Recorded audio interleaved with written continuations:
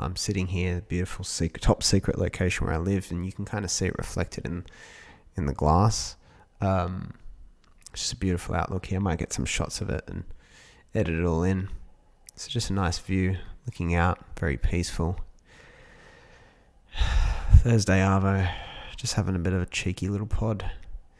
And the thing I think I need to complete life now, well, today is probably, I was thinking about I was really overdue for a haircut. It probably looks alright, and I think I tamed it a bit for this recording, if you're looking at the video. But it's been pretty crazy up here, and low grainy. My webcam's not working, so, probably helps a bit. You can't see it as good. I went to check out the local hairdresser here. I don't always get my hair cut up here, but they weren't there. They closed. They're gone. So I know she was about to have a kid, and I'm thinking that maybe she's had this kid and then is no longer around. Like maybe she's let the business go. And it's very, I don't want to use the word selfish, but did she think of me when she made that decision? I get it, like family, raising a child, very meaningful, but my $30 whatever that I give to get my haircut there, you know what, is that worth nothing? Yeah, so I'm just feeling that today. I'm just having to deal with that kind of rejection and hurt. But, I'll find someone. I know I will. It's just, when it happens, it gets you, it catches you off guard. You're expecting to get a haircut. You're thinking you're going to look good, clean. You're going to record an episode maybe in the afternoon. You'll look fresh. Doing a talk next week, so I'm thinking I'll look good for that. Rats, and then life just doesn't always go the way you want it to. But here we are again, always we're caught up on the thing we need. I saw this quote, heard this quote the other day, or reheard it, because I'd listened to this stuff before. I don't know if anyone, Naval Ravikant, I kind of used to think he was a bit of a sage. Now I kind of think kind of rambles a bit. Anyway, there was a quote that I did think, I looked back on some of his old podcasts that I thought does ring with a lot of truth. Desire is a contract you make with unhappiness. I think there's a plane sound right now, but I think it's kind of nice, so I'm just going to keep talking through it. I think it makes sense, doesn't it? Desire is a contract you make with unhappiness. Now, intellectually, conceptually, you might appreciate, you might disagree, firstly, but then even if you agree, it always sounds so good, right? But when you're in the moment, your desires just feel so justified, don't they? And you often don't know how much, I'd say, weight you've given to them. You don't know how much you get into something until it's taken away. Like the value of only knowing what you have till it's lost with people or possessions. So desires just creep in. I'm not sure if we're meant to do the whole, we're renouncing, basically like avoiding wanting anything. There's people who have lived lives, especially religious people who've lived lives of people think I live like a hermit, but like actual hermits, people who kind of go without all the traditional things of society, all the everyday things of society, sometimes even cleanliness and just hygiene and trimming the beard and stuff. So people go without, and that's one way of going about life and avoiding being a slave to desire. But you don't always think of them as desires, do you? You think of them as needs. It's not just I desire something, it's like I need more of X. I need more money. I need to find a partner before I get to this age. I need a better job. I need someone to recognize me, discover me. And they feels very justified. It starts to feel like you're owed something by life, doesn't it? This is a very interesting attitude. I'm not sure that attitude has ever served me well, but it's not like I sit around thinking I want to feel entitled to life. These things just come, don't they? Well, for me, at least. So I'm always tossing that up because I realise there's always going to be something, isn't there? There's always going to be something you think you need more of. And at times it will be valid, right? You can't. Who's to say you don't need X, or you should have X, right? Whatever it is. But I think if I guess if you get to a certain age, you've had enough cycles of going through different things, phases, different things you thought would be, a wonderful addition to your life and make things a lot better. I think I've just had enough, even by this point, where I realise that all these things I think are going to make things a lot better, that are essential to a good life, I've just lost the expectation that they're actually going to change much. Yet we keep falling into that pattern. It's a confusing pattern, maybe, when the object changes. When in the past I said, I want this thing, say this sort of job, and then in the future it's something different altogether. Like I want my kids to do something, totally unrelated. But at the end of the day, it's the same thing. And we want relief, right? We get desperate about wanting to have whatever need or desire fulfilled, even if we know it won't solve much or everything, or it won't do much long term. Even if we know we're just going to start feeling the same way about something else.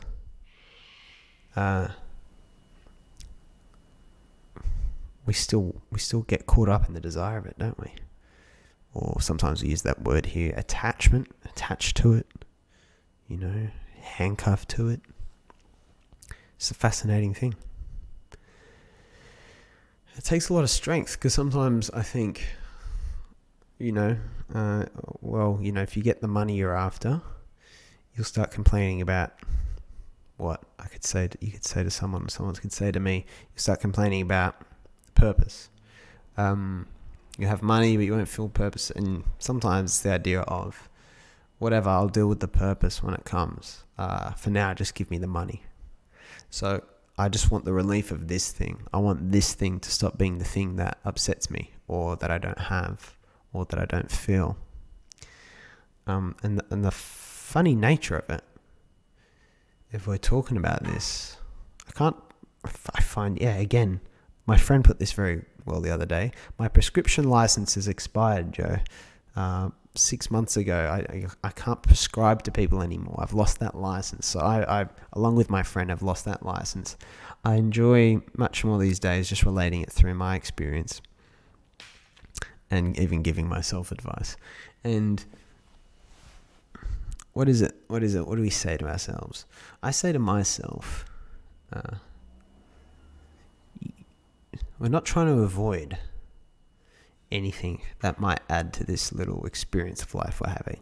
So whether it's other people, friends, partners, or it's something material, financial, some achievement, success, whatever it is, I think I've learned that there's no one thing that will make or break a life or my experience of life.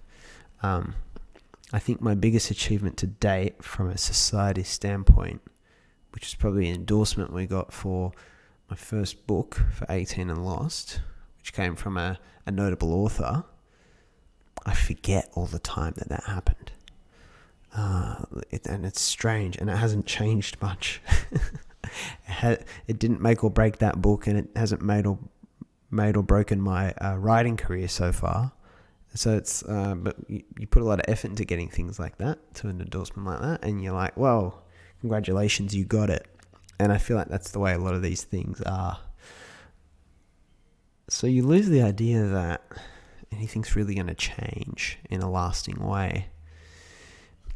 And it's like, all right, well, it's still nice to get an endorsement like that if that comes up, or maybe you put a bit of effort into it because you just think, well, that'd be good to get, right? And it doesn't take away from anything in any important way. So I'm always happy to not sit and expecting everything to just happen for me. But I'm content to when, no, this is worth going after. But in going after it, I'm not taking away from anything. I'm not taking anything else away from. I'm not losing balance, right? I'm not losing perspective. It's just a good thing to, but also there's no one thing I could be going after that's going to solve everything. That's going to mean I never have to work again, or that I'm never going to feel down again, or never going to feel lacking, or that I'll get to do whatever I want. There's no one piece, right? And everything's in equilibrium. And I think we people are like that. We're all wonderful beings that exist, but none of us is the be all and end all, which is something I have to remind myself, because I used to really like thinking I was a few notches above everyone else, So I may have meandered with this, but here's the idea, right? I used to think, partner, romantic partner, and these come and go. It's never always just one, right? Money, more money, and people, friends, people I'm really connected with. But it's funny. A lot of the friends I've had all the way through from my high school days, or even primary school days, pre-teenage, some of those relationships just swung around and evolved, and you become much closer with someone. You end up doing something together that builds a deeper bond with the same person that was always there. Even the special, maybe romantic people in your life, sometimes it just evolves with a relationship with someone you already had that you never thought that way about. And I must say, looking back on my life so far, I think I've always had just enough of all the things I really needed, and maybe no more.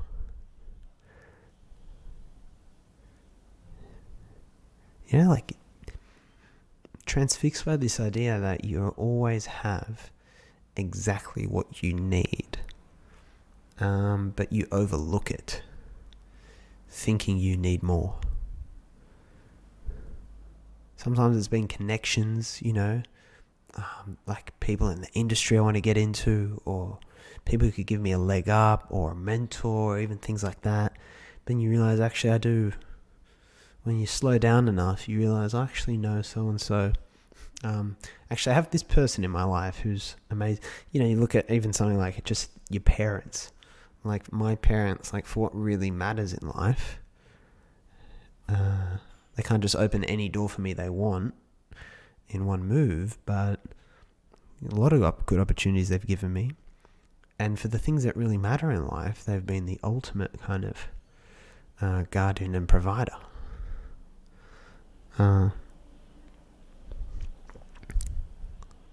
It's just that quote.